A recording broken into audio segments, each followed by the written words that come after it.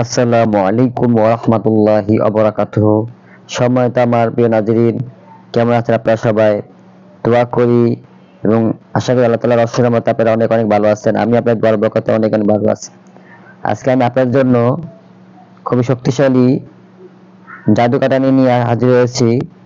এর বলে নেই, আপনারা যারা আমাদের কাছ থেকে তদবির শিখতে চাচ্ছিলেন, এতদিন ধরে আমাদের কাছে যোগাযোগ করে হতাশ হয়েছেন, আমরা সময় সুযোগের কারণে করতে পারিনি, এখন থেকে আমাদের কাছে আপনারা তদবির শিখতে পারবেন। যে কোনো গুরুত্বপূর্ণ এবং মোজারব আমল এ টু জেড চিকিৎসা শিখতে পারবেন ইনশাআল্লাহ। এই জন্য আপনার স্ক্রিনে দেওয়া নাম্বারে যোগাযোগ করতে পারেন ইনশাআল্লাহ। প্রতি মাসে এখন থেকে কোর্স হবে, আপনারা কোর্স করতে পারেন, আমাদের সাথে যোগাযোগ করতে পারেন। স্ক্রিনে দেওয়া নাম্বার যোগাযোগ করবেন। এখন আপনাদেরকে আজকে আমলটি বাইরে বুঝিয়ে দিচ্ছি। আজকের আমলটি হলো জাদু দূর করা শক্তিশালী আমল, মানে কাটানি পদ্ধতি। এর আগে আমি ভিডিওটি দিয়েছিলাম, প্র্যাকটিক্যালি আমি দেখাবো আপনাদেরকে আবার বুঝিয়ে দেওয়ার জন্য, কারণ অনেকেই বারবার প্রশ্ন করতেছে ভিডিওটি আবার করার জন্য, দেখিয়ে দেওয়ার জন্য জাদু কিভাবে কাটবে। এখন যে পদ্ধতি দেখাবো কাছে দূরে রোগীর সকলের জন্যই প্রযোজ্য হবে। রোগী যদি সামনে থাকে তার রোগীকে সামনে বসাবেন আর মাটিতে কাজটা করবেন।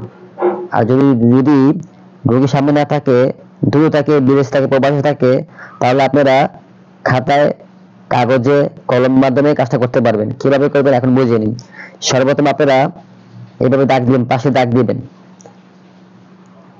1 2 3 4 5 পাশে দাগ দেওয়া হলো। এখন আপনারা ধরুন রোগী সামনে নেই, আপনারা দূরে আছে, এখন কি করবেন?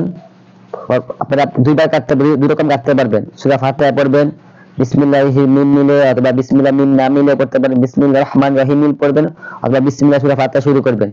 যখন ওলা দোয়াল আসবে তখন রোগীর নাম, রোগীর বাবার নাম বলে অমুকের অমুকের যত জাদুটনা সেহের আছে সবকিছু আমি কেটে দিলাম, এভাবে পড়ে এভাবে একটা দাগ দিবেন এক।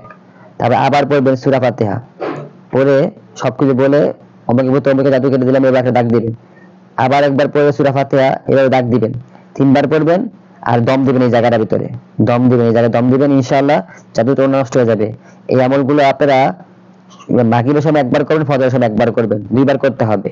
তাহলে ইনশাআল্লাহ আপনার যাদের রোগীগুলো সুস্থ হবে।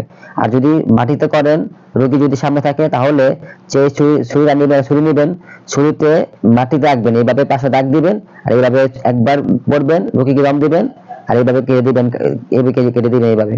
ইনশাআল্লাহ দেখবেন জাদুটোনা সেহের রোগীর শরীরে থাকবে না ইনশাআল্লাহ। খুবই পরীক্ষিত মোজারব সূরা ফাতিহার মাধ্যমে পড়তে পারেন, অথবা আপনারা সূরা ইউনূসের 81-82 আয়াতগুলো পড়েও একইভাবে করতে পারেন। মোট কথা জাদু নষ্ট করার যত আয়াত আছে ওই আয়াত দ্বারা আপনারা এভাবে কাটানি দিতে পারবেন।